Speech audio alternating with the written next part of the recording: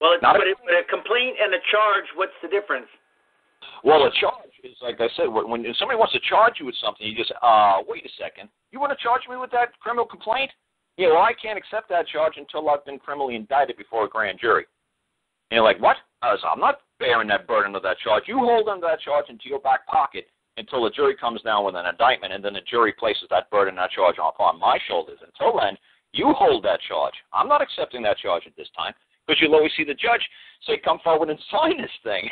And you're signing it, and then you just said to the judge, like a $50,000 bail, $5,000 bail, sign this piece of paper. You're taking the burden of that charge on. So like I said, I remember this one lady, she just got stopped in a car, and she had one pill in a medicine bottle, but it had no white wrapper around the medicine jar.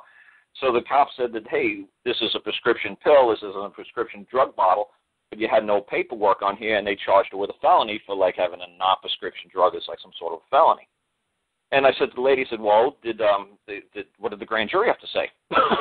And she said, what grand jury? I said, you didn't just accept the charges without demanding that you had the right to go before the grand jury to have the indictment passed down upon you.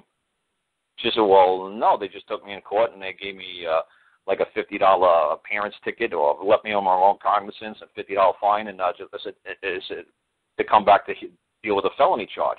I said, baloney.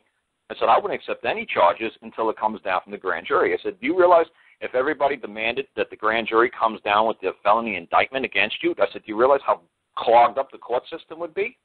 Nobody would be charged with a felony anymore. Everybody would be charged with misdemeanors. But if they want to charge you with a felony, you have the right to say, whoa, I can't accept that charge at this time. I want a grand jury to indict me. I'm not answering this felony until I'm indicted. Now, a grand jury is going to be their hand-picked 12 people, right? No. The grand jury is, well, supposed to be 25, but in most states it's 23. So when they're coming down with an indictment, a criminal complaint, you also present your claim to the grand jury. You file a claim with the grand jury at the same time. You say to the grand jury, oh, good, we're going to hear this criminal complaint against me? Good. Now, at the same time, you're going to hear my claim against them, that they interfere with my right to travel, or they took my pill, or they took my bottle, and they have no right to take my bottle. I didn't give them any administrative capacity over my property. That pill was my property. That junk was my property. It was in my possession. It was in my control. They have no rights. I have rights. They have duties, privileges, and obligations. I have rights.